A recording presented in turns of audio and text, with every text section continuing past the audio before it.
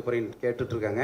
இல்லை, டிடிஎஃப் வாசன் தான் பைக் வீலை திரும்ப தூக்க போறாருன்னு. மஞ்சள் வனுக்காக ஒரு மிகப்பெரிய அப்டேட், மிகப்பெரிய ஃபிளாஷ் நியூஸ் போகிற அளவுக்கு ஒரு செய்தி ஒன்று இருக்குண்ணே. அப்போ அதை விட இது பெரிய படம்னு நினைக்கிறேண்ணே.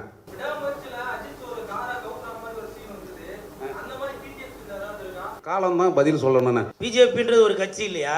இல்லை, எனக்கு தெரியல. தமிழக வெற்றி கழகத்து கூட இணைந்து டிஎஸ்கே கட்சி இணைந்து பணியாற்றும் நிராகரிக்கப்பட்டால் அது இந்த கூல் சுரேஷ்க்கு ப்ளஸ் அமையும். சார், இப்போ இப்போ இப்போ உங்கள் பக்கத்தில் உள்ளவரும் கட்சி ஆரம்பிச்சிருக்காரு அப்படின்னு சொன்னீங்க. டக்குன்னு உங்கள் பக்கத்தில் உள்ளவர் சொன்னார் பிஜேபி அப்படின்னு சொன்னார். ஏன் பிஜேபின்றது ஒரு கட்சி இல்லையா? இல்லை, எனக்கு தெரியல. நிறைய பேர் அப்படி தான் கமெண்ட்டில் கேட்குறாங்க.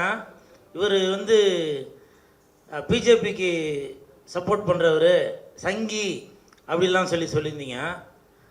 எனக்கு தெரிஞ்சவரே ஒருத்தர், அவர் வந்து ஒரு கவுன்சிலரு, அவர் வந்து என்னை கேட்குறாரு, என்ன தம்பி நீங்கள் போய் பிஜேபிக்கு போய் பிரச்சாரம் பண்ண போயிட்டீங்க அப்படின்னு. நீங்கள் ஒரு கட்சியில் இருந்தீங்கல்ல, நீங்கள் என்ன பண்ணியிருக்கணும்?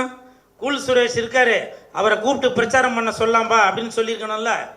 நீங்களும் உதவி பண்ண மாட்டீங்க, கூப்பிட்றாலையும் கெடுக்குறீங்க, அப்படி தானே? இப்போ ஓட்டு கேட்க போகிற இடத்துல இவரை பார்த்தோம்னா நிறைய பேர் ஓட்டு போட வருவாங்க, இவர் போகிற இடத்துல ஒரு கூட்டம் சேரும் அப்படின்றது உங்களுக்கு தெரியுது. அப்போ நீங்கள் இந்த கட்சியில் உள்ளவங்க என்ன பண்ணியிருக்கணும்? கூல் சுரேஷை கூப்பிட்டு நம்ம கட்சியில் பிரச்சாரம் பண்ண செய்வோம் அப்படின்னு செஞ்சுருக்கணுமா இல்லையா?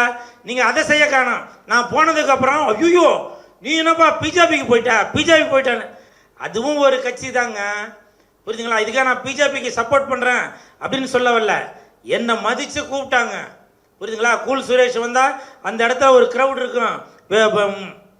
எந்த வேட்பாளருக்கு அவர் ஓட்டு கேட்டு வர்றாரோ அந்த வேட்பாளர் ஜெயிப்பார் அப்படின்னு சொல்லி அவங்களுக்கு தெரிஞ்சிருக்கு. அதனால என்னை கூப்பிட்டாங்க, நான் சந்தோஷமாக போனேன். நீங்கள் கூப்பிட்டாலும் நான் வந்திருப்பேன், வரமாட்டேன்னு சொல்ல மாட்டேன். உங்கள் வீட்டு பிள்ளை தான் அந்த கூல் சுரேஷ். போனதுக்கப்புறம் நீங்கள் வந்து அதுக்கு போயிட்டீங்களே அப்படின்னாக்கா நான் என்னத்தை சொல்கிறது? இது வந்து என்னோட ஆதங்கம். அது சிஎஸ்கேக்கு வந்து அடுத்த வாரம் இல்லை அதுக்கு அடுத்த வாரம் வந்து டெல்லி போகிறோம். ஏன்னா அதுக்கு வந்து ஓட்டர் ஐடி எல்லாம் மினிமம் 100 ஓட்டர் ஐடி இருக்கணும் அப்படின்னு சொல்லியிருக்காங்க. அதுக்கான வேலைகள்லாம் நடந்துகிட்ருக்கு. இப்போ அந்த சிஎஸ்கே ஆன கொடி, அந்த பேட்ஜ் எல்லாமே தயார் பண்ணியாச்சு.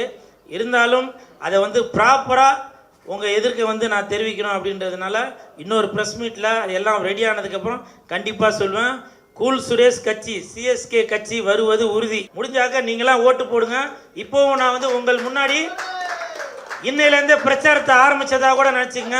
உங்களுக்கு விருப்பம் இருந்தால் கூல் சுரேஷ் கட்சிக்கு ஓட்டு போடுங்க. கண்டிப்பாக ஜெயிப்பேன். மக்களுக்கு நன்மைகள் செய்துட்டு தான் இருப்பேன்.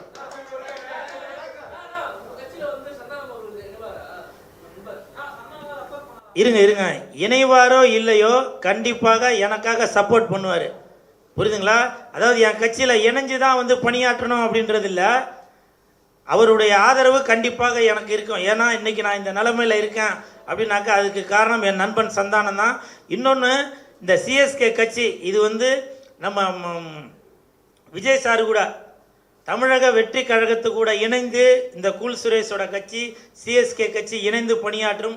அவங்க விருப்பப்பட்டால், விஜய் சார் விருப்பப்பட்டால் இந்த கூல் சுரேஷ் கட்சி வந்து அவங்க கூட சேர்ந்து பணியாற்றும். அப்படி பணியாற்றினாக்க விஜய் சாருக்கு ப்ளஸ்ஸாக இருக்கும். அது ஒருவேளை கூல் சுரேஷ் கட்சி தேவையில்லை அப்படின்னு அவங்க நிராகரிக்கப்பட்டால் அது இந்த கூல் சுரேஷ்க்கு ப்ளஸ்ஸாக அமையும், புரியுதுங்களா? விரைவில் அதற்கான அறிவிப்பு வரும், பாருங்கள். என்னது சார்?